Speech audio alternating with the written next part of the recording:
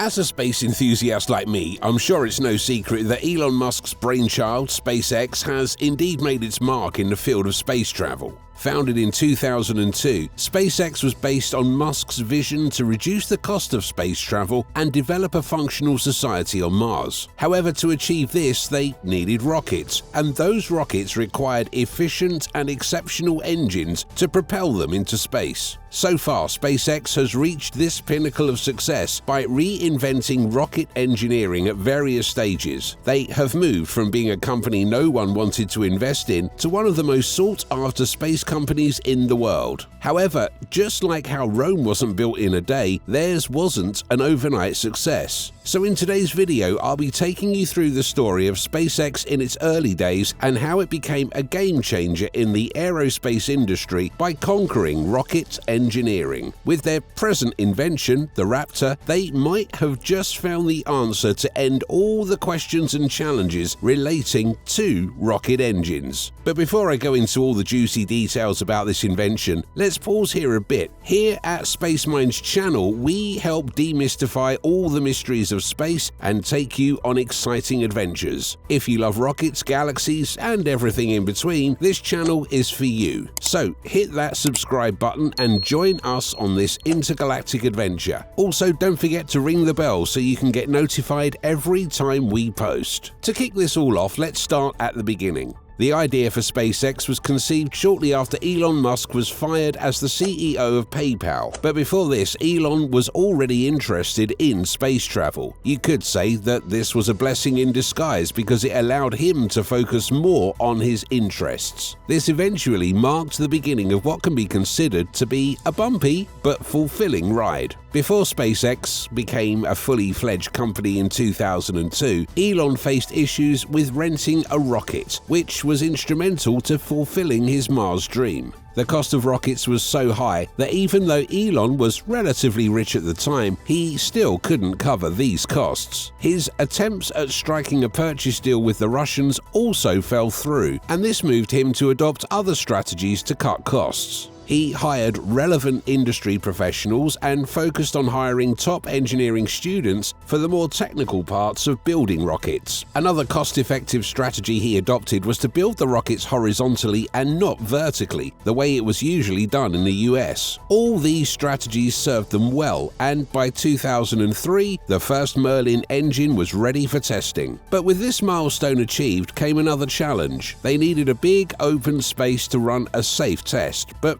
finding one was difficult. The locations they found were either too far from SpaceX or unsuitable for testing due to other external factors. Eventually, they settled on a remote island in the Pacific. By 2006, SpaceX was ready for its first Falcon 1 testing. The first 3 launches of the Falcon 1 failed. However, the 4th one was successful, and this marked a turning point for SpaceX. Since the launch of Falcon 1, SpaceX has built even more rockets such as the Falcon 9, the Dragon spacecraft, and the Starship. But these innovations wouldn't have been possible without inventing new and improved rocket engines at different stages. This is what I like to call the evolution of SpaceX rocket engineering. So let's start with SpaceX's first rocket engine, the Merlin. This is a family of LOX-RP-1 engines developed in the early 2000s and currently numbers up to 4 types. The first of the engines, Merlin 1A, used an ablatively cooled carbon fiber composite nozzle and produced 340 kilonewtons of thrust. This engine was used to power the first 2 Falcon 1 flights. Merlin 1B was similar to Merlin 1A, but it had considerably more thrust than Merlin 1A. The Merlin 1C powered the first successful Falcon 1 launch and was eventually used in the first 5 flights of the Falcon 9. Finally, we have the Merlin 1D, which has a vacuum thrust of 690 kilonewtons and an improved feature that allows the engine to throttle from 70% to 100%.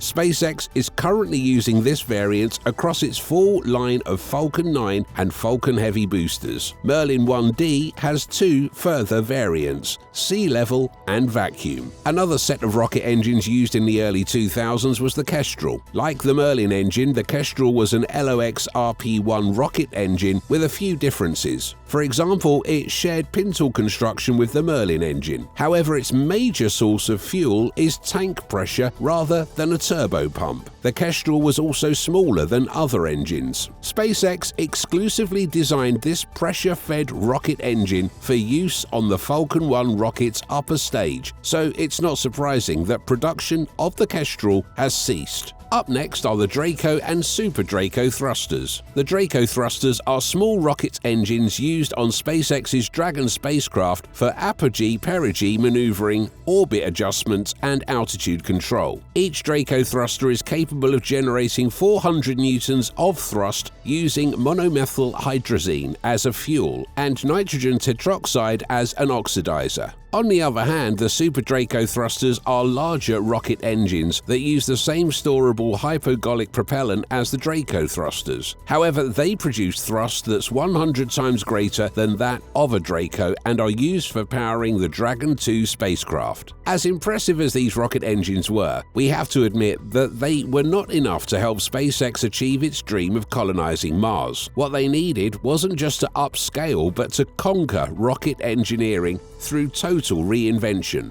In 2016, they began working to achieve this by developing their latest invention, the Raptor engine. With the Raptor engine, the goal was to build the most top-notch rocket engine ever made. That is, to create a rocket engine with thrust-to-weight ratio higher than that of any other engine and power it with a new rocket fuel never used before. SpaceX has been able to achieve its first and second goals with the invention of the Raptor engine. The last goal was hindered for a little bit because of concerns arising from the soot left behind from using kerosene as a fuel source. To overcome this challenge, SpaceX came up with the brilliant idea of using methane as the new fuel source for the Raptor engines. The Raptor engine is designed as a full-flow staged combustion cycle with a more complex plumbing system and setup than the Merlin. It's the only engine with individual turbines for the fuel and liquid oxygen. So instead of the single turbine engines created by SpaceX in the past, the Raptor engine has independent turbines and pumps for each tank. Also, unlike the Merlin, the Raptor is a closed cycle that has no exhaust for the gas to escape after the turbine. This means that the pressure from both gas generators is held inside the system, making this a high-pressure operation. This is all the more reason why methane is a major lifesaver in this operation. The soot from kerosene would have messed up the entire engine. Another good thing about methane is that it can be produced using solar power, carbon dioxide, and water. The best part is that methane fuel can be produced on Mars, so it fits perfectly with SpaceX's mission to colonize Mars. This is also why the Raptor engines are the approved engines for the Starship.